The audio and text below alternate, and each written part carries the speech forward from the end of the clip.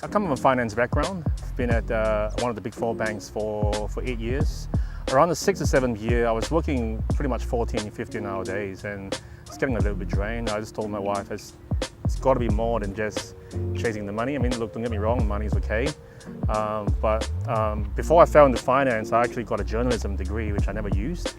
And one thing I really missed was the meeting the people and the writing and the talking bit. And I've been following Humans of New York and its various iterations. And I turned to my wife and said, wouldn't it be cool if I did something like that? But because I'm not a photographer by any stretch of the imagination, why don't I just do a full page expose on the grandma next door, where she's from, you know, what brought her here and her story.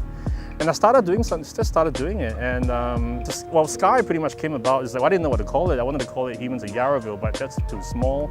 We looked at Google Maps, and my wife was actually one who said, how about Sky? I'm like, what Sky? Seddon, Kingsville, and Yarraville. I'm like, done. So Humans of Sky came about just purely because of that, and I stepped back from banking. I focused less on the financial aspect, and I began to focus more on the people in the community. And before long, I hit 2 years, and now it's in its 3rd year. And I haven't really looked back, and I've profiled over 100 human beings who live, work, and play in the area. And it's just been crazy. It's been just an amazing experience. I got to meet so many people you would not have met, people who would have otherwise not, you would never even have given second thought about. The inner Westies well, firstly, it's it was and still is a very working class area. Yes, it's gotten a bit more affluent, but it's a lot of the working class bits is still around, and we don't like to flaunt our stuff. We tend to just, we keep it to ourselves, and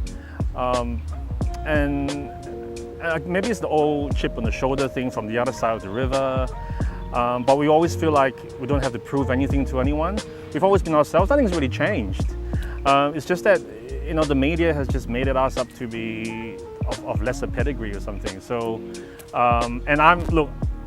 my first home in Melbourne was actually out in the Outer West. So I never knew about any of this tribalism thing only about 5-6 years ago. So to answer your question, I'm still very new to this whole tribalism thing, but I'm in the game. Go doggies.